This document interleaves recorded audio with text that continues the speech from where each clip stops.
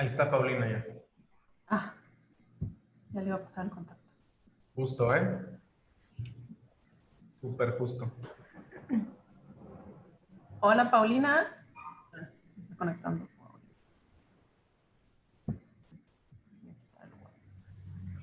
¿Qué tanta gente está en sala de espera, Carlos? Muy bien, ya estamos en vivo. ¿Les parece? ¿Empezamos? Sí, ¿Me ven? Muchas gracias. hola, Paulina. Buenas tardes. No te vemos todavía. Déjame ver dónde puedo poner esto. Pato, ¿me puedes poner la cámara? Vamos a ir dando la bienvenida mientras, Carlos, ¿te parece? Perfectísimo. Muy bien, pues vamos a darle inicio a nuestro evento, a nuestra conferencia. Bienvenidos a todas y todos. Estamos muy contentos de iniciar los trabajos de la iniciativa Regidor MX, que la conforman Vigilancia Ciudadana, el colectivo Givernos Baja California, y estamos muy agradecidos, Paulina, que estés el día de hoy con nosotros compartiendo este tema muy interesante. Nosotros desde nuestras trincheras hemos siempre buscado pues fomentar la participación ciudadana. Sabemos que pues es algo, pues es un punto medular, ¿no? Que la gente, que la sociedad se involucre en los temas públicos, ¿no? Y de esa forma podamos construir un mejor país, ¿no? No podemos dejarle todo a los gobernantes y como ciudadanos tenemos que estar pendientes de todo, ¿no? Sobre la conferencia, el tema que nos va a platicar Paulina es transformar la democracia y los gobiernos desde la ciudadanía. De nuevo, pues contento. Gracias, Paulina, por estar aquí con nosotros. Estoy seguro que el contenido que nos vas a platicar, que nos vas a mostrar, va a ser de mucho interés. Y sin más preámbulo, pues pasamos a la presentación, ¿no?, detallada por parte de Magali de Vigilancia Ciudadana. Gracias, Carlos. Gracias, Paulina. Y gracias a quienes se están conectando ya a la transmisión. Voy a presentar brevemente a la maestra Paulina, que nos acompaña desde el C Ciudadano, adscrito al Centro de Investigaciones y Estudios Superiores en Antropología Social, el CIESAS. Y el C Ciudadano se fundó en 2007 con el objetivo de promover y fortalecer el trabajo de organizaciones y grupos ciudadanos con actuación en el ámbito local y comunitario, interesados en involucrarse de manera organizada, informada y responsable en procesos de toma de decisiones públicas en el ámbito municipal, a lo que le llaman control ciudadano de lo público. Paulina Gutiérrez Jiménez es actualmente la directora ejecutiva del C Ciudadano. Ella es maestra en Derechos Humanos y Democracia por la FLACSO, la Facultad Latinoamericana de Ciencias Sociales. Y en una muy resumida semblanza, porque es mucho más larga que esto, la pueden encontrar en la página del C Ciudadano. La maestra Paulina ha sido investigadora para México del Mecanismo Independiente de Revisión de la Alianza para el Gobierno Abierto. Se ha desempeñado en la oficina del Programa de Transparencia y Acceso a la Información de la Oficina para México y Centroamérica de la Organización Internacional Artículo 19 y pertenece a la Junta de Gobierno del Instituto de Estudios para la Transición Democrática. Igualmente ha desempeñado cargos en la Administración Pública Federal y en consejos editoriales de diarios nacionales. También ha publicado diversos artículos, reseñas y ha colaborado como analista en medios. Es un gusto enorme tener hoy a la maestra Paulina Gutiérrez Jiménez para ofrecernos esta ponencia titulada Transformar la democracia y los gobiernos desde la ciudadanía. Maestra, le saludamos desde Tijuana hasta la Ciudad de México. Bueno, pues muchísimas gracias, Carlo, Magali, por la invitación, pero sobre todo por la oportunidad y sobre todo hoy 15 de septiembre, ¿no?, de poder abrir este espacio que nos ayude a reflexionar sobre la participación ciudadana y el poder tan importante que tenemos los ciudadanos para involucrarnos en los asuntos públicos que nos interesan y desde ahí poder transformar a nuestra democracia, ¿no? Quisiera empezar, bueno, habíamos platicado Magali y yo de poder hablar sobre el derecho a la participación ciudadana como un derecho que impone obligaciones a los estados, y esto quiere decir generar condiciones para que los ciudadanos podamos participar. Y todas las garantías que se debieran de dar para que un ciudadano común y corriente pueda participar. Sin embargo, cambia un poquito solo un poquito, Magali, el foco de la charla, porque me puse a pensar cómo vamos a poder garantizar un derecho, el de la participación ciudadana, en un contexto donde se ha cerrado el espacio público. Y antes que nada, bueno, quiero decir que esta plática no es todo de mi parte, no necesariamente lo tienen que compartir estas posturas, ni ser ciudadano, ni mucho menos el CIESAS, ¿no? Pero bueno, pues espero que les agradezco mucho a todos los que se pudieron integrar hoy a esta reflexión, y espero que tengamos algún buen tiempito para poder dialogar e imaginar nuevas alternativas de cómo podemos generar nosotros como ciudadanos las condiciones para poder tener una participación más efectiva, ¿no? Antes que nada, pues quisiera dibujar el contexto que veo, que me parece muy importante y que no podemos perder de vista, y que al mismo tiempo podamos vislumbrar alternativas, ¿no? Alternativas de acción como ciudadanos. Tengo y comparto, yo creo que con algunos, una genuina preocupación por el futuro de nuestra democracia, ¿no? Yo sí creo que ya hay una democracia en México, como algunos piensan que todavía estamos en transición, y que la democracia llegó hace mucho, no solo cuando ganó el actual gobierno en 2018, ¿no? Pero me parece que grandes logros, y esto hay que reconocerlo, lo que hemos ganado con tener un régimen democrático, como la conquista de mayores libertades, la conformación de un sistema de partidos plural, y antes se decía competitivo, ahora ya no tanto, el funcionamiento de un real equilibrio de poderes y la existencia de una prensa libre, entre otros, se desdibujan frente a la insatisfacción ciudadana provocada por la ineficacia estatal para hacer frente a los problemas de desempleo, extrema desigualdad, pobreza generalizada, violencia y inseguridad pública. Y súmenle lo que trae la pandemia de COVID-19 a agregar a estos problemas, ¿no?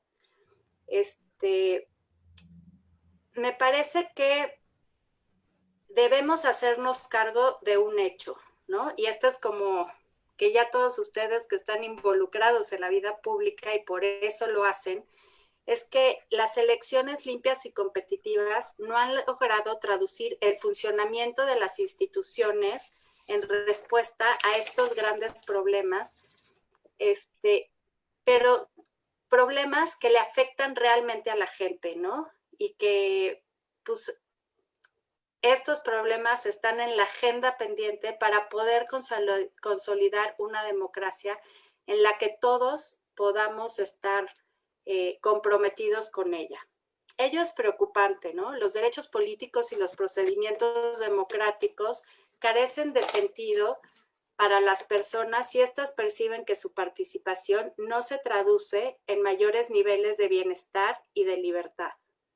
Cuando los ciudadanos carecemos de los mínimos indispensables para sobrevivir, cuando somos denigrados en la dignidad humana y nos encontramos indefensos frente a situaciones de dominación de poderes públicos y privados, la distribución del poder ciudadano, esa igualdad por los derechos políticos que tenemos el día del voto, se desdibuja completamente y se vuelve a ser aún más desigual este sistema, más allá que generar igualdad nos hace desiguales, y la distribución del poder ciudadano es inexistente. Con ello, la adherencia firme a esta forma de gobierno y sus instituciones es difícil de darse. Y esto es muy preocupante, ¿no? Ya lo dice Latinobarómetro de 2018, que recordemos que es una encuesta que se hace cada 2 años. Esto es de 2018 y tiene que ver con antes de la llegada al poder del actual gobierno. Pero me parece que los datos aún son muy relevantes y que no han cambiado mucho. México es uno de los 6 países de la región donde más de 1/3 de la población, es decir, el 38%, es indiferente al tipo de régimen. O sea, no importa si somos democracia, autocracia, si podemos elegir a los gobernantes, para ellos es indiferente. Y únicamente el 16% de la población está satisfecho con el desempeño de la democracia. Es decir, si ha mejorado su calidad de vida o no. El 88% de la población, fíjense este dato, considera que se gobierna solo para unos pocos y que únicamente el 18% de los mexicanos percibe que existe una distribución de la riqueza. Esto es, pues o sea, no puedo entender cómo seguimos existiendo como democracia, ¿no? Cuando el 88% considera que aún y eligiendo a sus gobernantes y a los representantes, pues no gobiernan para ellos, ¿no? En cuanto al nivel de confianza en las instituciones, los datos también son muy alarmantes. Las Fuerzas Armadas son la institución que cuenta con un mayor nivel de aceptación, con el 50%. Le sigue el Instituto Nacional Electoral, pero fíjense, del 50% de las Fuerzas Armadas, el INE, que es una institución que hemos construido, nos ha costado trabajo, que nos ha garantizado que haya elecciones libres y competitivas, solo cuenta con la aceptación del 30% y es la segunda institución, ¿no? El Poder Judicial con un 23%, el Congreso, donde se genera la deliberación pública en una democracia, solo cuenta con la aprobación y aceptación de un 22% de los ciudadanos. La policía, que está igual que el Congreso, ahí se van, ¿no? Imagínense, entre policías y legisladores, con un 19%, el gobierno con 16%, y al último están los partidos políticos con el 11% de la aprobación. Los mexicanos tampoco confiamos en los medios de comunicación ni las organizaciones de la sociedad civil. Únicamente el 36% y el 38% respectivamente los consideramos confiables. De acuerdo a los propios hallazgos del Latinobarómetro, son los ciudadanos desencantados y frustrados por la democracia, el gobierno, la fuente mayor del surgimiento de populismos en la región. Es decir, donde las instituciones no interesan tanto, es el líder el que nos va a llegar a rescatar. En contextos con altos niveles de decepción ciudadana con la democracia, debido al deficiente desempeño de sus instituciones para tomar en cuenta sus intereses, los líderes, no hay que decirle líderes populistas, el populismo son percibidos como capaces de interpretar, reconocer y representar los intereses del pueblo. Esto es muy peligroso porque bajo este discurso parece claro que las instancias de intermediación de la democracia, como son el Congreso, los partidos políticos y la propia deliberación pública, son totalmente innecesarios. Tampoco los pesos y contrapesos ni mecanismos de rendición de cuentas son valorados. Entonces, yo creo que esto se decía Latinobarómetro en 2018 de la percepción de la gente y este era su análisis.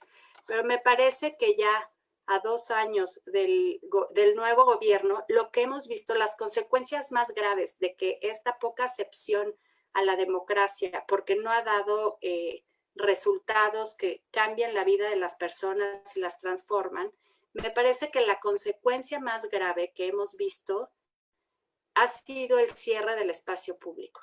No digo que antes estuviera totalmente abierto, pero ahora vemos, estaba cerrado y ustedes lo pueden ver en la lucha que cada uno de ustedes hacen. Les cuesta trabajo poder acceder al espacio público y tener resultados.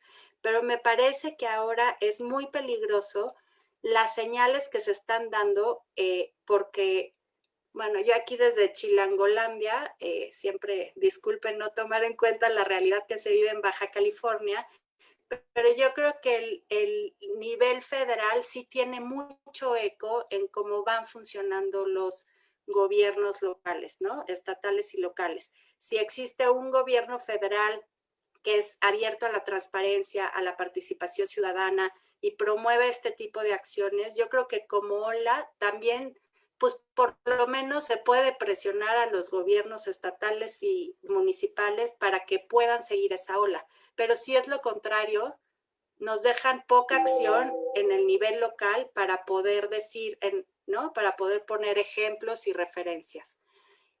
Al espacio público lo entiendo, y espero ser clara, como una serie de interacciones, ¿no? Que pueden ser consultas, negociaciones, formación de alianzas entre ciudadanía y gobierno, que tienen como base la deliberación pública, ¿no? Como un instrumento para influir en la agenda pública y generar conciencia sobre los problemas que afectan a los grupos más desprotegidos de nuestra sociedad.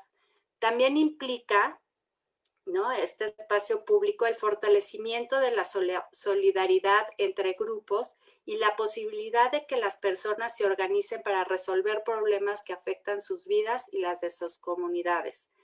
Y por último, la participación de actores no gubernamentales en la toma de decisiones y formulación, implementación y evaluación de políticas. Esto es la implicación directa, ya sea personal o como organización o como grupo, movimiento, al involucramiento en la toma de decisiones públicas, ¿no? Bueno, entonces decíamos, esto es para mí el espacio público. Y aquí viene un poco con lo que era la preocupación que les decía desde el principio, que son las condiciones que nos van a propiciar o no que nos involucremos como ciudadanos y podamos manifestar y exigir nuestros derechos y manifestar nuestros intereses para que los gobiernos tomen en cuenta estos intereses para la toma de decisión pública.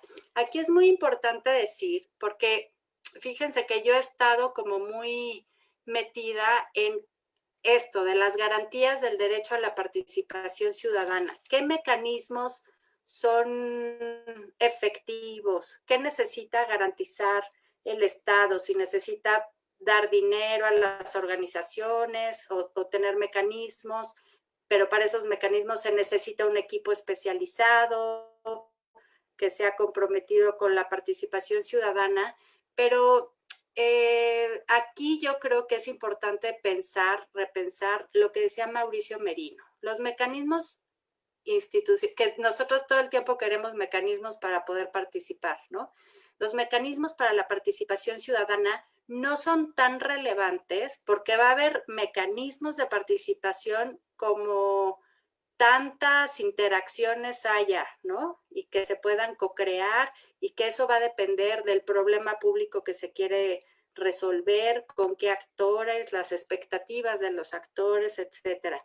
Aquí más bien de lo que depende una participación ciudadana efectiva, perdóneme, es propiciar un encuentro entre un ambiente político, vamos a decirlo, que es como las condiciones que pues sí, que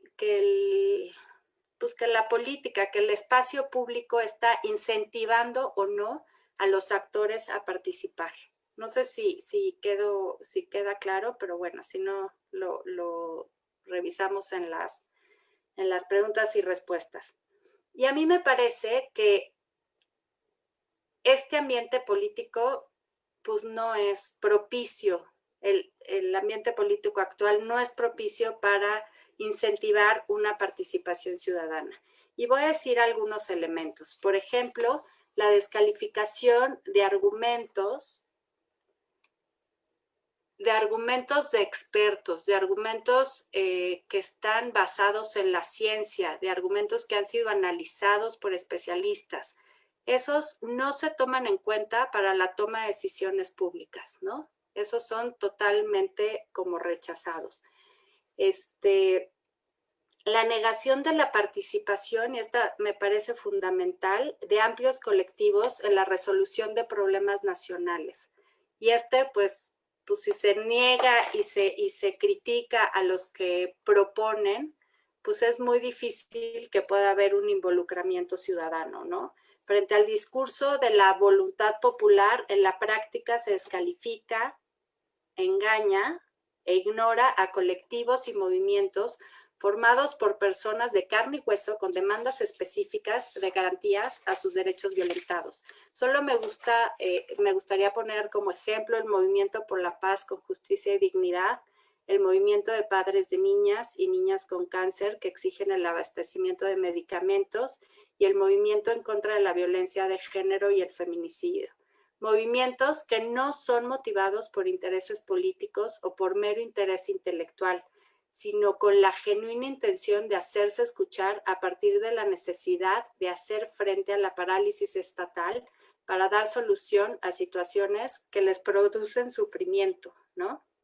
Entonces, la decisión de ignorar estos planteamientos me parece que ya ha empezado a mermar la confianza de estos propios movimientos y que, como lo hemos visto en el movimiento contra la violencia de género, pues ya ha producido acciones desesperadas y radicales que exigen que se les voltee a ver, ¿no? Entonces, pues ese me parece como que es muy, muy serio.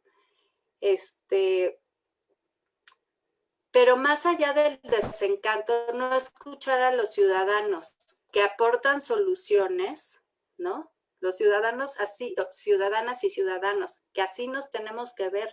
Nosotros sabemos lo que es lo que más nos afecta y nosotros tenemos todo el derecho de aportar soluciones porque vivimos esos problemas, ¿no?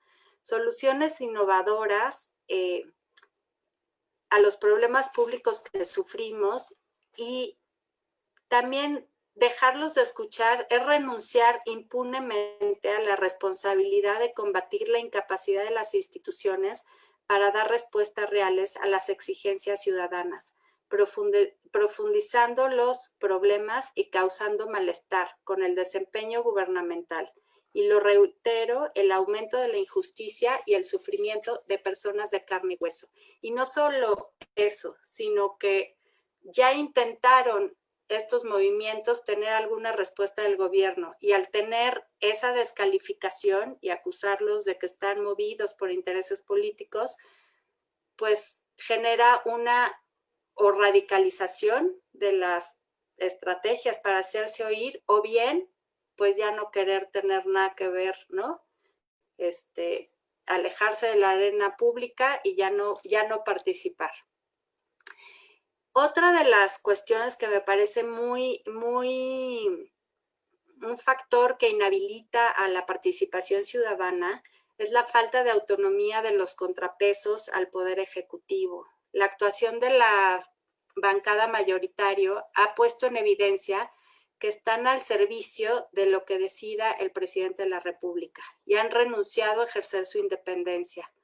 Ejemplos como la aprobación de la reforma constitucional para generar la Guardia Nacional o la designación a la presidencia de la Comisión Nacional de los Derechos Humanos desoyeron las exigencias de la ciudadanía y también ambas decisiones lastiman hoy en día los derechos de todos los mexicanas y mexicanos. Frente a un poder subordinado de los designios del presidente, es muy difícil que los ciudadanos consideremos que nuestra participación va a tener alguna influencia. Un poder legislativo independiente supone tomar decisiones a partir de la deliberación pública. El Congreso es el espacio público para la deliberación de los asuntos públicos. Es ahí donde se garantiza la pluralidad democrática. La deliberación pública se alimenta también de los diagnósticos de organizaciones sociales y de otros grupos sociales. ¿Qué decir también de la descalificación y el ataque permanente a los órganos autónomos? En específico, y los que más me preocupa, son los que garantizan derechos, como el Instituto Nacional Electoral, como ya dijimos, o el Instituto Nacional al Acceso a la Información Pública. Ya ni qué decir de la Comisión Nacional de Derechos Humanos, pues que ha sido cooptada y pues que a la vista estamos viendo la consecuencia de que no responda y no ejerza sus funciones para proteger los derechos de las personas. Por último, diría que la descalificación, y ya no ahondo tanto porque creo que ya me llevé más tiempo, la descalificación y persecución de medios de comunicación críticos y también la estigmatización pública a organizaciones de la sociedad civil que defienden derechos, que proponen, evalúan y proponen políticas públicas, ¿no? Entonces, como ven, pues la tenemos muy difícil, ¿no? Hay muchas teorías para explicar por qué llegamos hasta aquí. Lo que yo quiero hacer patente es el déficit histórico, no solo digo que sea de este gobierno, del Estado mexicano para garantizar el ejercicio de una ciudadanía activa que se involucra en la vida pública para exigir sus derechos y que los gobiernos tomen en cuenta sus intereses y necesidades. Lo reitero, ¿no? Uno de los problemas más graves de la legitimidad de nuestra democracia es la falta de confianza y apego de amplios sectores de la población hacia las instituciones del Estado. Y en lugar de recurrir a ellas para exigir derechos, más bien prefieren huir de esas organizaciones, de esas instituciones. Esta poca legitimidad, y nos tenemos que hacer cargo, y creo que aquí está la solución al problema, es creada parte por la distancia social que existe en los que toman las decisiones y gestionan las instituciones públicas por una parte, y los que las utilizan o no las utilizan porque no confían en ellas y en teoría se sirven de ellas por la otra. Esta distancia está reforzando esta crisis de legitimidad.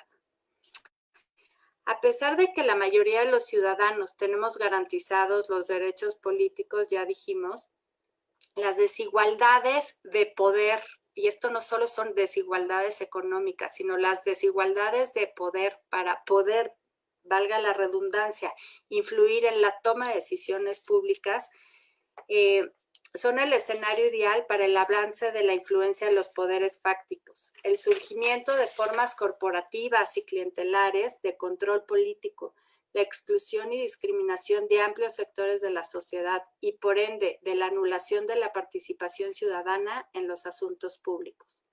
Aquí me voy a poner un poquito teórica, pero me parece que citar a Guillermo O'Donnell, que decía que para poder tener una democracia real, no es suficiente, como ya decíamos, que los ciudadanos tuviéramos garantizados los derechos políticos y pudiéramos votar y elegir a nuestros representantes, sino que se requiere que estos individuos sean portadores de derechos civiles, y no solo civiles, también sociales, que los constituyan como agentes autónomos para poder participar en el sistema político, pasar de una ciudadanía política a una ciudadanía social.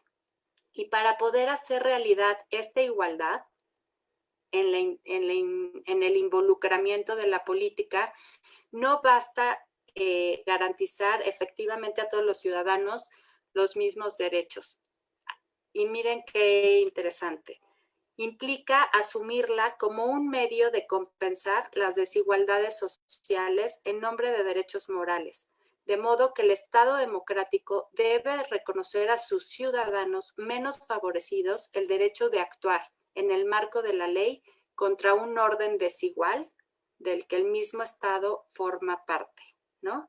Y yo creo que aquí está como el punto fundamental. Pero y esto es muy importante, que ya lo hemos dicho, pero la democracia no se agota en las elecciones y lo tenemos que repetir y repetir. Y se lo tenemos que repetir a los ciudadanos y se lo tenemos que repetir a los gobiernos. La democracia continúa después de las elecciones, después a través de otras formas concretas de participación ciudadana. Ante esta realidad debemos cuestionarnos, ¿no? Y este es como ¿qué condiciones son necesarias para hacer realidad esta igualdad? Esto es, que todos los ciudadanos tengamos las mismas oportunidades reales de ejercer nuestros derechos, participar e influir efectivamente en las decisiones y defender nuestros intereses y desarrollarnos plenamente como parte de la comunidad a la que pertenecemos. Y bueno, no los aburro, no sé cómo voy de tiempo, Magali. ¿Bien? Bueno, ya desde principios de los 70, que yo pensé que ya íbamos a evolucionar a otros para ver cómo consolidábamos, pero es increíble que nos tenemos que regresar a las condiciones que hacen posible la democracia. Una cosa son las elecciones y los partidos, pero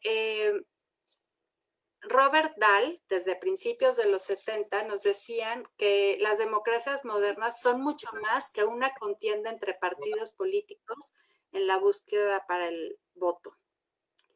La libertad de asociación de los ciudadanos para participar en los asuntos que fueran de su interés. Y la libertad de asociación implica que nadie se tiene que meter con nuestro financiamiento, para qué nos asociamos, cuál es el objetivo de si ayudar al Tren Maya o ayudar a las mujeres. Cualquier causa es válida y nadie tiene derecho a meterse con esa libertad.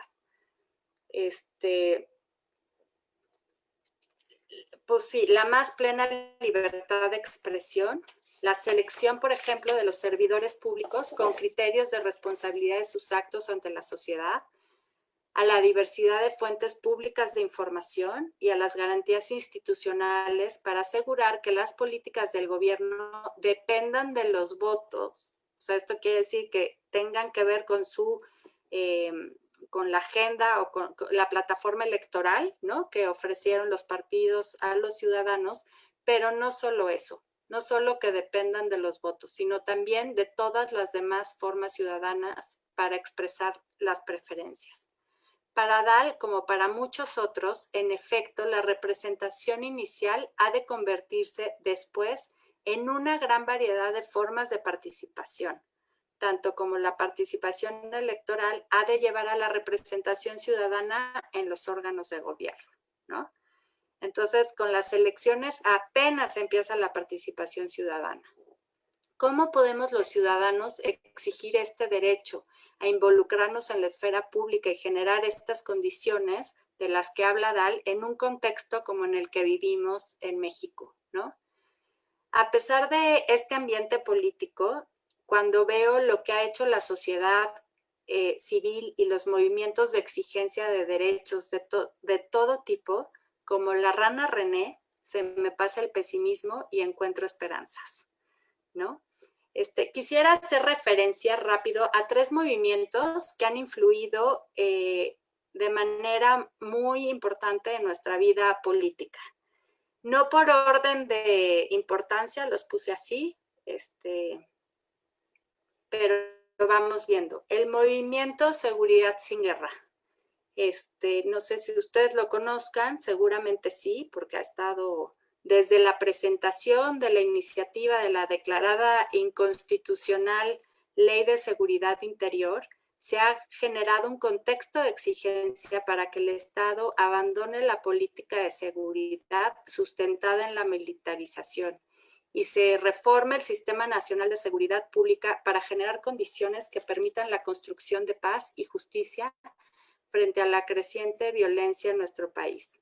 Este contexto de exigencia, si bien no logró que no se aprobara la reforma a la Constitución de la que creaba la Guardia Nacional, sí logró que se pusiera, ¿se acuerdan? Aquel transitorio que obliga a que en un tiempo determinado las Fuerzas Armadas tienen que estar fuera de la seguridad pública.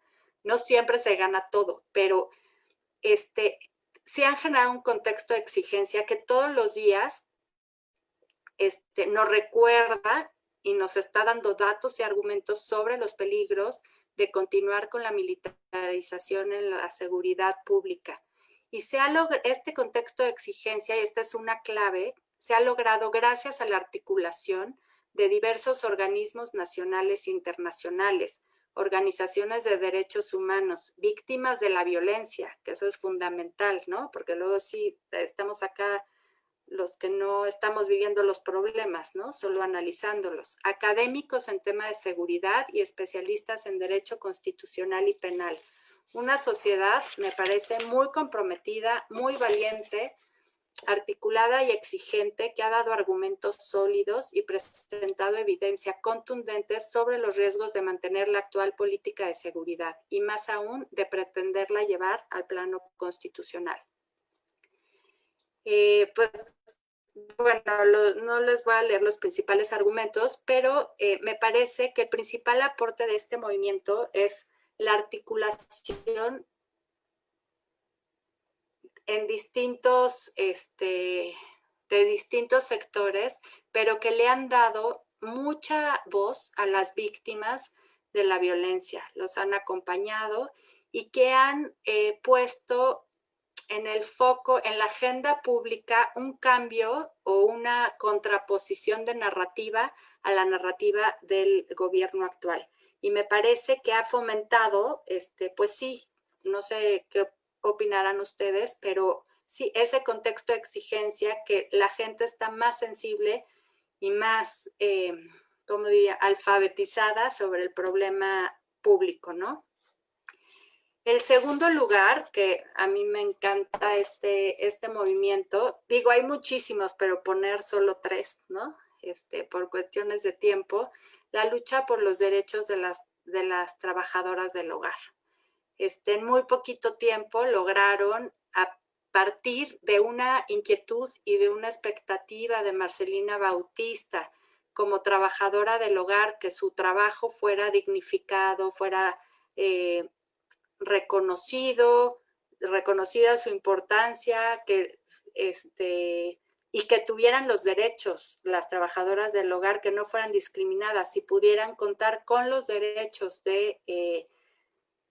como cualquier otro trabajador. Me parece que en muy poquito tiempo, bueno, me parece que 15 años fueron, no es poquito tiempo, pero como se ve el logro de otros derechos, han logrado que hoy en día la Ley Federal del Trabajo se haya modificado y cuentan con todos los derechos que cualquier otro trabajador cuenta, y además pues la ratificación del convenio 189 de la OIT, que le impone obligaciones al Estado mexicano para cumplir con esos derechos. La lucha ha sido pues muy cortita, a mí me parece, pero aquí lo importante que quiero hacer ver es como el poder de la unidad, ¿no? La articulación, otra vez, de este grupo de trabajadoras del hogar, que primero hicieron una organización, después un sindicato, que se vincularon con movimientos nacionales, pero también con internacionales, con organismos internacionales como la OIT, con organizaciones de la sociedad civil, pero que también buscaron, por ejemplo, en la CONAPRED, que fue fundamental para esta lucha, con un aliado dentro del Estado mexicano para impulsar su lucha. Pero además también se vincularon con legisladoras y legisladoras de distintos partidos políticos para poder avanzar su agenda. Pero también utilizaron como gran plataforma, que fue la película Roma, ¿no? Y Alfonso Cuarón, para poder sensibilizar a la sociedad sobre pues la grave discriminación de la que eran y siguen siendo pues víctimas, ¿no? Las trabajadoras del hogar. Entonces me parece que pues es de admirarse, ¿no? Y otra vez la articulación, y otra vez con agentes dentro del Estado y pues con un chorro de organizaciones que pudieron hacer realidad que esta lucha avanzara de manera rápida. Y por último, y yo creo que aquí ustedes todos lo conocen porque son parte de Regidor MX, pues la organización Plan Estratégico de Juárez, ¿no? pero sobre todo el proyecto de Regidor MX, que ustedes forman parte de él. Yo de verdad los admiro, les aprendo y siempre quiero seguirles aprendiendo, ¿no? A partir de, pues de un proyectito, ¿no? Que se llamó Regidor 19, que me parece que fue en 2011, cómo desarrollaron toda una metodología para poder vigilar el desempeño del cabildo, pero no solo eso, sino cómo integrar a la ciudadanía a ser parte de las decisiones que toma el cabildo. Entonces, empezaron, y ustedes lo saben, interponiendo un amparo para que uno de ellos pudiera participar en las sesiones de cabildo. Y ahora, en muy poquito tiempo, la verdad, de 2011 para acá, pues han logrado que se cambie el reglamento del municipio de Juárez y han podido incidir en la ley participación de Chihuahua, que es una de las más avanzadas de la República, si no es que la más, para poder garantizar la participación real y efectiva de la ciudadanía en los cabildos, hacer un cabildo abierto realmente. Ellos son muy, pues dicen que tienen todavía problemas para hacer la realidad, pero me parece que ya tienen pues todo para poder exigir ese derecho. Y a partir de ese derecho, pues se han involucrado muchísimo para poder transformar a Juárez, ¿no? Del lado de la ciudadanía. Y ellos siempre han tenido organizaciones en Ciudad Juárez, pero también en Chihuahua, organizaciones y aliados que los han acompañado en su lucha, han convocado a la ciudadanía, ya tienen un liderazgo muy impresionado. Y pues qué decir de todo este movimiento Regidor MX, que ya se replica nacionalmente y pues que con distintos niveles de desarrollo, pero pues ahí van las organizaciones pues logrando incidir en la vida de su municipio, ¿no? Bueno, lo que les quiero decir es que tomando en cuenta estas tres experiencias, es que si no fuera por el involucramiento decidido de estas organizaciones, las cuales todas actuaban en un contexto de espacio público cerrado, no tendríamos estos avances en la vida democrática. Los ciudadanos tenemos el derecho fundamental a participar en las decisiones que nos afectan. Si este derecho no es garantizado, no hay posibilidad de avanzar los temas pendientes, de transformar a nuestras instituciones y darle mayor contenido a nuestra democracia. Sin embargo, no nos vamos a esperar a que nos hagan una ley de participación ciudadana con todas las garantías, ¿no?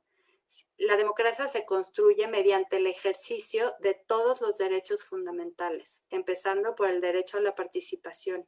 Y no será sustentable mientras no existan, quizá los mecanismos legales, políticos, económicos, pero mientras no existan ciudadanos que quieran y estén dispuestos a participar por la exigencia de sus derechos. Por ello es necesario que grandes sectores de la población se involucren y movilicen en la defensa y exigencia de estos derechos para imponer la perspectiva de los derechos fundamentales como eje rector de toda actividad del Estado y en consecuencia se materialicen en mejores condiciones de vida de cada uno de los mexicanos. Los ciudadanos, me queda claro, porque eso lo ves en todo México, vamos a buscar la manera de hacernos escuchar, de movilizarnos en la defensa y exigencia de nuestros derechos fundamentales. Pero será un camino más largo si no contamos con este ambiente político, con una voluntad política que se abra a este involucramiento ciudadano, ¿no? Pero me parece que lo que debemos de exigir como ciudadanos es que se generen las condiciones para que el Estado mexicano en todos sus niveles permita el procesamiento de las demandas de los sectores más desvalidos de la sociedad y a partir de ello generar un nuevo pacto social que lo fortalezca y legitime. Y esta exigencia se convierte en sí en un involucramiento ciudadano en sí mismo. O sea, yo sé que cada uno de ustedes tiene una agenda por la cual luchar. Es una agenda que está afectando a sus comunidades y a sus vidas. Pero me parece que si no nos involucramos para exigir que se generen estas condiciones, las condiciones mínimas para la participación ciudadana, poco vamos a avanzar, ¿no? Yo creo que la primera, y ustedes ahí me dirán, de acuerdo a su experiencia, me encantaría escucharlos, es transparencia. Y mucha transparencia y más transparencia en cómo se toman las decisiones públicas, cómo se implementan y cuáles son sus resultados, ¿no? Exigir siempre un canal de interacción con las instituciones públicas, ¿no? Tenemos que hablar con ellos, aunque nos caigan mal, no todos son, no es gobierno malo ni sociedad buena. Ellos tienen una perspectiva y nosotros otra. Tenemos que generar esos canales que nos permitan dialogar y poder llegar a acuerdos. Evaluación de los resultados de esas interacciones, de los canales de participación y poder documentarlos, ¿no? Tenemos que también vigilar y controlar y garantizar, y eso pues da pena decirlo porque no nos tocaría, pero lo tenemos que hacer, la independencia de las instituciones que protegen y garantizan los derechos. Un control, una vigilancia sobre su desempeño, pero también de las designaciones de sus titulares. También tenemos que generar las condiciones para que los partidos políticos respondan a las demandas ciudadanas por encima de las burocracias partidistas. Esto no quiere decir que nos vamos a volver su clientela ni que vamos a intercambiar apoyo político, ¿no? Pero sí nos tenemos que oír y sí se nos tiene que hacer unos interlocutores genuinos y los tenemos que reconocer como eso, como pues la transmisión que lleva las demandas ciudadanas hacia el poder. También es muy importante promover un comportamiento cívico, ¿no? No solo de los ciudadanos, sino también por parte exigir que los servidores públicos se comporten de acuerdo a una cultura democrática, que no discrimine ni anule a los involucrados. Es más complicado discutir, negociar y compartir el poder que ejercerlo de manera universal. Sin embargo, las instituciones y las reglas democráticas son el único camino para asegurar espacios de libertad y avanzar en la igualdad.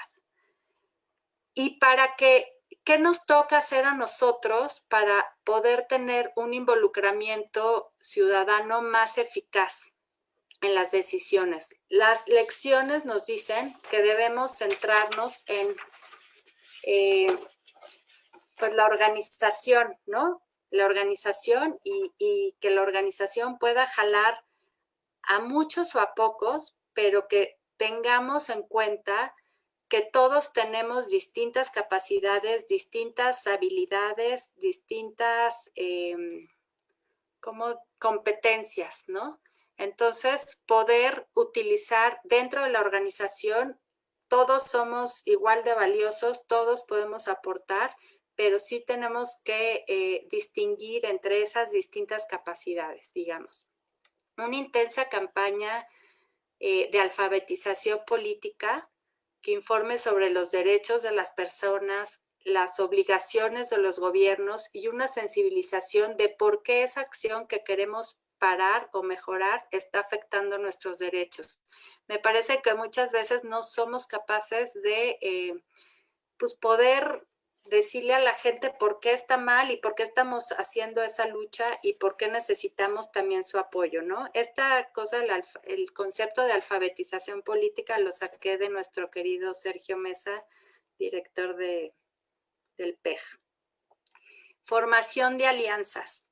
Ya vimos que nuestro poder es que seamos muchos, ¿no? Solitos no vamos a poder. Y yo sé que hay distintos actores, la organización, la sociedad civil también es muy diversa, ¿no? Y también tenemos que hablar con empresarios, tenemos que hablar con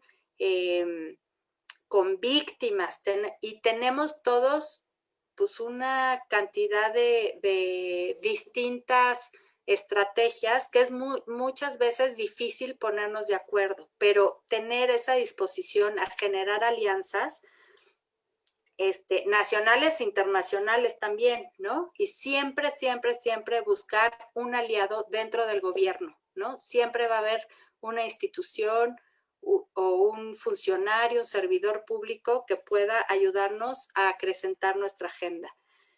Muy importante utilizar los mecanismos de protección de derechos para hacerlos exigibles. Nosotros, aunque no tengamos confianza en ellos, hay que utilizarlos y hay que exigirles, ¿no? Ya sea el Poder Judicial, ya sea mecanismos en el INAI para recursos de revisión cuando no nos entregan una información, la Comisión Nacional de Derechos Humanos, hay que utilizar todos esos mecanismos. Un aspecto fundamental y que me parece los más difíciles es darle voz y acompañar con nuestro poder y nuestras capacidades a los grupos más desprotegidos de la sociedad, ¿no? Formar y capacitar a medios de comunicación sobre nuestra exigencia y proveerlos de información permanente que pueda pues ayudar a agrandar esta agenda pública, ¿no? Utilizar las diversas plataformas internacionales que favorecen la participación ciudadana, como son, por ejemplo, la Alianza para el Gobierno Abierto. Eso me parece que pues sí da pues sí, les exige un poquito más a los gobiernos, ¿no? Generar mecanismos de articulación para activar la participación de otros actores en nuestra lucha, pero también ser solidarios con otras luchas, ¿no? Si somos una sociedad que está muy en muchos temas y como es en lo que estamos, pues mínimo tenemos que tener la solidaridad de cuando nos llamen para poder actuar en alguna lucha, nos podamos ayudar. Pues yo la dejaría hasta aquí y pongo a discusión de estos puntos como propuestas esenciales para propiciar una sociedad en la que todos los mexicanos tengamos la capacidad de participar de manera real, libre, informada de las decisiones colectivas y con ello transformar a las instituciones para propiciar mejores condiciones de vida, que eso es de lo que se trata, ¿no? En pocas palabras, la confianza ciudadana en un gobierno que actúa para nuestro beneficio. Y pues aquí lo dejaría y pues muchas gracias. Gracias, Paulina, por la ponencia. Vamos a pasar a algunas preguntas que tenemos en el chat aquí del Zoom y del Facebook, y quienes nos estén acompañando, pues ahorita también pueden dejar más preguntas. Pues nos dejas muchas ideas, Paulina, entre las organizaciones que reconociste. Creo que también ahí va el C Ciudadano, ¿no? Con este trabajo que han hecho, esta investigación, pues que nos regalas estos puntos al final, sobre todo, ¿no? Como de cuestiones que tenemos que tener muy presentes en el trabajo que hacemos ante este escenario que nos contextualizaste primero y que no está fácil, ¿no? Y que ahorita en el contexto de la pandemia, pues, se suma, ¿no? También esta dificultad. Voy a leer unas preguntas que nos hace llegar por Zoom José Cándido Guzmán, que nos acompaña. Y es un bloque de 3 preguntas, las leo y ya puedes contestar.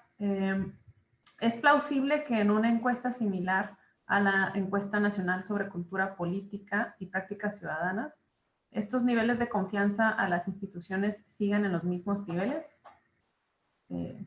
Sobre los índices que compartiste al inicio, me imagino. La otra es, el 38% aproximadamente de la población que permaneció indiferente ante quien esté gobernando es producto de insatisfacción y desconfianza, que más o menos también lo comentaste. Y finalmente, ¿faltan más órganos de control en gobiernos locales por parte ciudadana o solo más autonomía y facultades en los órganos oficiales en municipios y estados? Perdón, ¿me puedes repetir esa? ¿Faltan más órganos de control? Que se cortó tantito. Sí, faltan más órganos de control en gobiernos locales por parte ciudadana o solo más autonomía y facultades en los órganos oficiales en municipios y estados. Igual, digo, por aquí anda José Cándido, si no queda clara alguna pregunta, pues podemos abrir el micrófono para que nos explique. ¿O gustas contestar, Paulina? Quería expresar otro comentario.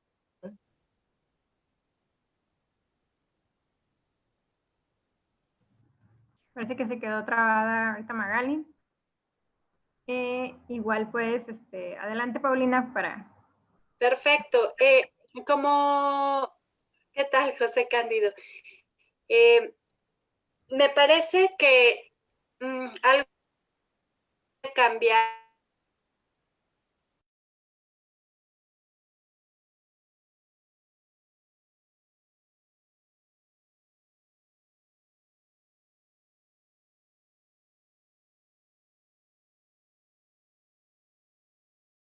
todo eso yo creo que no tanto por los resultados, sino por la esperanza que tiene la gente para que este gobierno pueda, pues, ayudarles a resolver sus problemas, ¿no? No sé si con esa queda respondida, pero sería bueno, ya en 2020 va a volver a salir la encuesta y va a ser muy interesante cómo se modificaron estos niveles de aceptación, ¿no? Respecto al que si los órganos de control en gobiernos locales por parte de la ciudadanía, a mí me parece que lo que nosotros proponemos es control ciudadano de los órganos de control para que cumplan con sus funciones.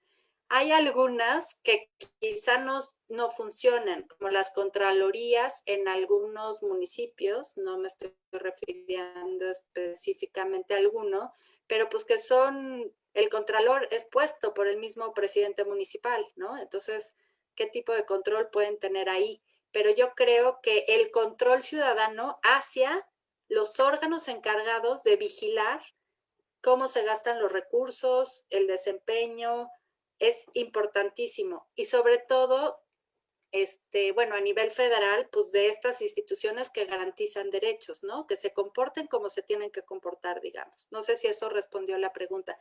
Y creo que me volé una pregunta, ¿verdad? Ya no, la segunda, perdón.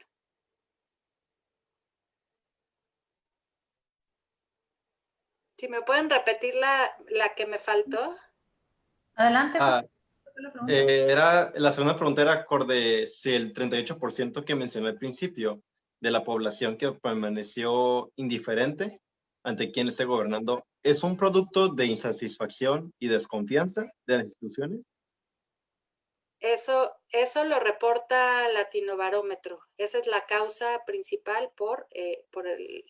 Sí, y esa es muy interesante, ¿eh? La pueden observar, es un análisis que además de la encuesta que da datos sobre la percepción en todos los países de América Latina, pues el análisis de esos datos como preocupación para pues saber si las democracias están en riesgo en nuestro continente y pues la preocupación es que sí están en riesgo, ¿no? Gracias. Gracias, José. En el chat del Facebook, Carlos, ¿hay algún comentario, pregunta? Yo no tengo registrado acá algún comentario, pregunta. Creo que por ahí también se mandaron saludos desde Morelos, Paulina. ¿Quién?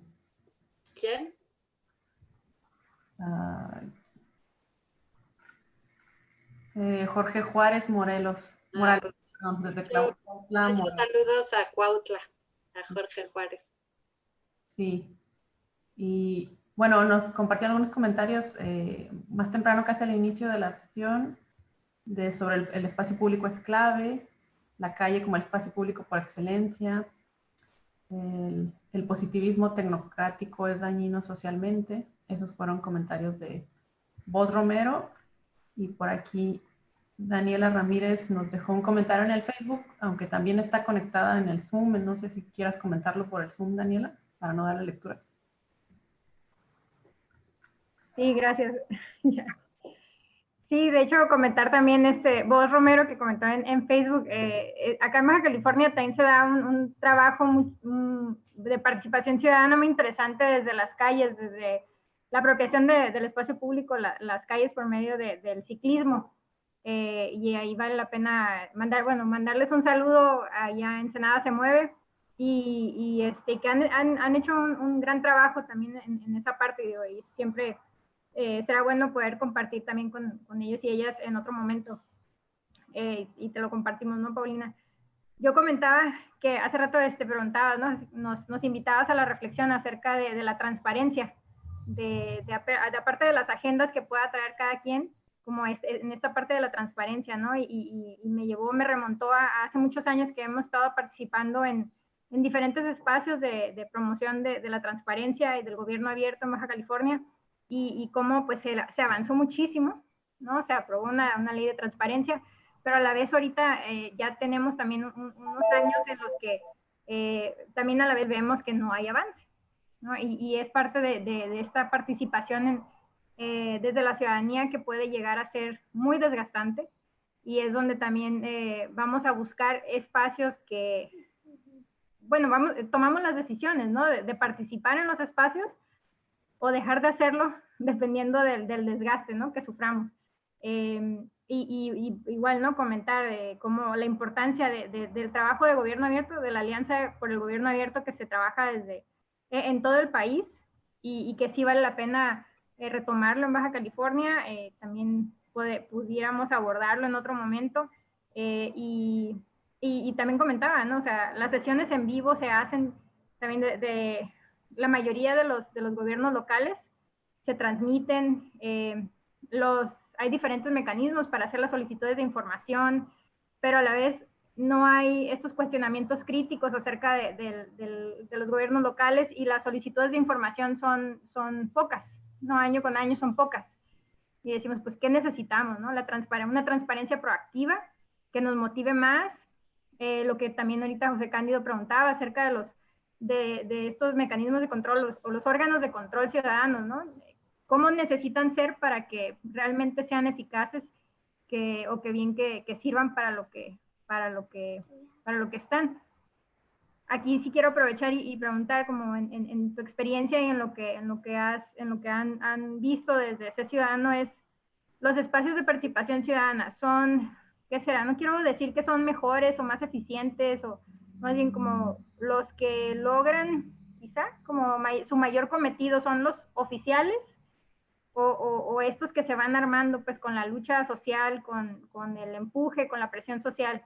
Creo que tiene relación con lo que comentaba José Cándido, pero sí ya más como, ahora sí que como esto de no desgastarnos en espacios oficiales, y no porque no queramos que existan, sino como ya también en la experiencia, pues la historia de la lucha social.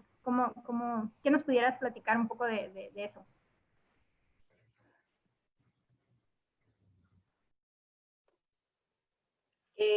Bueno, muchas... Ay, perdón, me fui. ¿Ahí me escuchan? Sí, muy bien. Pues muchas gracias, Daniela, por tus comentarios. Me encantaría conocer esta experiencia de la apropiación del espacio público de Ensenada, y pues si nos puedes mandar alguna referencia, ¿no? Yo entiendo perfecto que el desgaste, pues es eso, ¿no? Cuando no hay voluntad política, pues es como una simulación, y los ciudadanos se cansan, y a eso es a lo que iba, ¿no? O sea, el ambiente político no está incentivando a los ciudadanos a utilizar los mecanismos que tiene. Respecto a los mecanismos oficiales, el INAI sacó una investigación que la voy a buscar cuál es, pero yo escuché al comisionado Guerra Ford en un seminario que dijo del análisis de la información que tiene que ser pública, ¿no? De obligaciones de transparencia sobre los mecanismos de participación ciudadana, pues que habían sido nulos, y es porque no existen o no tienen resultados. Entonces yo creo que, como decía en la conferencia, para Mauricio Merino, pues los mecanismos pueden ser infinitos, de acuerdo del actor que está solicitándolos, el problema que quiera resolver, ¿no? Y que se puede hacer una co-creación entre ciudadanía y gobierno para ver de qué manera se establece ese mecanismo para poder participar. Yo creo que los mecanismos que existen ahora habrá que hacer un análisis, pero de los que nosotros hemos visto y nos tenemos que enfrentar, como el Coplademun, en algunos casos sí funciona, pero en realidad es pura simulación. El acceso a cualquier ciudadano es difícil, siempre están cooptados por gente cercana a los gobernantes. Entonces, pues mi experiencia es que aquellos que impulsan la ciudadanía porque tienen un genuino interés en poder participar son los que mejor funcionan, pero de ellos depende. O sea, aquí lo malo es que muchas veces no son sustentables y funcionan quizá para una sola vez, y quizá ese es su cometido, ¿no? Pero cómo hacerlos sustentables y cómo generar las condiciones para que se siga reproduciendo esa participación, ¿no? No sé si respondí tu pregunta. Gracias. Gracias por la pregunta, Daniela. Pues definitivamente el diálogo nos daría para mucho, ¿no? Podemos estar otra hora aquí platicando de experiencias, ¿no? Más de estos elementos que nos diste, Paulina. Hay una pregunta más que apareció en el chat del Facebook, que nos hace Laura Gutiérrez, y dice, ¿cómo mides la ineficacia de la presidenta de la CNDH en los 10 meses de trabajo que lleva con temas tan graves como el feminicidio? La mido por o sea, un indicador es las acciones tan radicales que han tomado pues las víctimas, que no han tenido respuesta ni atención a ninguno de sus casos. La mido por la falta de recomendaciones, la mido por falta de investigación y la mido porque ante un problema tan grave la CNDH ha sido totalmente muda, ¿no? Así la mido. Gracias. De las personas que estamos aquí en el Zoom, ¿hay alguna última pregunta antes de cerrar? Yair. Hola, Yair. Hola, Paulina. Bueno, pues sin duda, siempre poniendo sobre la mesa y sobre el debate público temas como tan trascendentes. Y yo por ahí hace varios años leí el informe de la OEA sobre la democracia de ciudadanía, ¿no? Donde justo iba haciendo un poco analogía en esto que tú ibas compartiendo, que me pareció muy interesante y muy novedoso. Y justo mi pregunta es, ¿crees tú que tenemos una democracia de ciudadanía o todavía hay una democracia muy institucionalizada, ¿no? Donde el gobierno es el que parte el pastel? A mí me parece que hemos avanzado mucho. La verdad es que, y porque la democracia también eso genera, ¿no? Y de cierta manera abre la puerta a que pueda haber una democracia de ciudadanía. Sin embargo, me parece que todavía la acción ciudadana, los ciudadanos, está restringido a un grupo muy chiquito de organizaciones. Pero cada vez veo más movimientos, por ejemplo, y ahí que está Jorge Juárez cercano a ellos, de mujeres que han parado la hidroeléctrica, ¿no?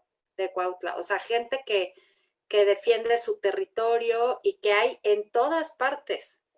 Y que en esta pandemia hemos visto también la solidaridad de la ciudadanía, ¿no? Pero me parece que falta mucho incentivar y me parece, por ejemplo, el clientelismo y el corporativismo, pues que a la gente pues está más dedicada, no es que no quieran participar, es que necesitan comer, ¿no? Es muy difícil y como decía Daniela, y muy frustrante y muy agotador estarle dedicando mucho tiempo, deja toda la lucha, hacer solicitudes de información y que no te respondan, y meter el recurso de revisión y que luego se les olvide que, ¿no? Pero entonces, ¿cómo generamos esas condiciones, digamos, ¿no? Pero yo creo que los ciudadanos, tengan o no ciudadanas y ciudadanos tengan o no la conciencia de los derechos que pueden exigir, pues que participan porque algo les está afectando de tal manera que necesitan una respuesta de los gobiernos, ¿no? Entonces, qué mejor que proponer estas condiciones para que lo puedan hacer de la mejor manera, ¿no? Aunque yo creo que cualquier movilización, cualquier acción que exija derechos es válida y bienvenida, ¿no? Muchas gracias Jair, por la pregunta. Gracias, Paulina, maestra Paulina Gutiérrez del C Ciudadano, por esta ponencia. Gracias a quienes nos acompañaron en el Zoom y en el Facebook. Y pues para empezar a despedirnos, también recordarles que pues este ejercicio se realizó en alianza, ¿no? Como bien mencionó Paulina, pues en la alianza y en la unidad hay poder, ¿no? Entonces estamos tratando de construir ese poder por parte de Vigilancia Ciudadana, invitarles a que nos sigan en las redes sociales. Nos encuentran como Vigilancia BC en Facebook, en Twitter, y también comentarles pues que esto también se da en el marco del proyecto Regidor MX Tijuana, y también pues que nos sigan ahí con ese hashtag, y pronto verán ahí en nuestras redes información sobre la presentación ya más formal de ese proyecto en particular, que tenemos planeado para el 28 de septiembre, para que nos sigan. Y bueno, agradecerle pues al C Ciudadano a través de Paulina por esta excelente ponencia, y le doy la palabra a Carlo de Quivernus también para que nos haga un cierre de la sesión. Muchas gracias, Magali. Carlos Rangel, del colectivo Quivernus Baja California, de Grupo Salinas. Maestra Paulina, de verdad yo quedo muy entusiasmado, muy motivado, inspirado, sobre todo lo que comentas. Se me hace muy interesante todo este tema. Creo que es un trabajo que definitivamente no se hace de un día para otro, no es una construcción de años, ¿no? De trabajar con diferentes actores de la sociedad. Desde nuestro colectivo pues, nos ha tocado estar abanderando varios temas, ¿no? Desde derechos humanos, de emprendimiento, de sustentabilidad, lo conforman diferentes jóvenes, ¿no? Que tienen esas causas. Entonces, creo que la participación ciudadana pues es muy amplia, ¿no? Puede ser hasta lo empresarial, ¿no? Es una parte fundamental. Y yo lo he visto, ¿no? Que en el momento que los ciudadanos realmente se ponen de acuerdo y quieren trabajar en algo, se pueden lograr muchísimas cosas. Entonces, a mí me queda mucho esa parte de inspiración, que hay que seguir trabajando, hay que seguir empujando, y con el tiempo vamos a ir avanzando. De parte del colectivo, pues muy contentos de colaborar aquí con Regidor MX, con Vigilancia Ciudadana, aquí con C Ciudadano. Esperamos seguir trabajando en este tipo de proyectos, promover una participación ciudadana mucho más activa, y estoy seguro que de esa forma podemos construir un mejor entorno. Muchas gracias. Bueno, pues gracias. Y antes de desconectarlos, perdón, Paulina. Sí, y nada más comentarles a quienes dejaron preguntas en estos últimos minutos que se las vamos a hacer llegar a la maestra, y estará la grabación en el Facebook. Adelante, Paulina. No, pues muchísimas gracias. Yo sí los voy a seguir. Yo soy su fan, y tenemos que aprender muchísimo de pues todo lo que hacen, ¿no? Y estamos aquí dispuestos a hacer las alianzas que quieran, lo que les podamos ayudar, lo que nos podamos subir. Pues aquí estamos, y pues muchas gracias de verdad, ¿no? A Carlo, a Magali, a todos, y me dio mucho gusto verlos, y gracias por su atención. Muchas gracias. Muy buena tarde. Muchas gracias. Hasta luego.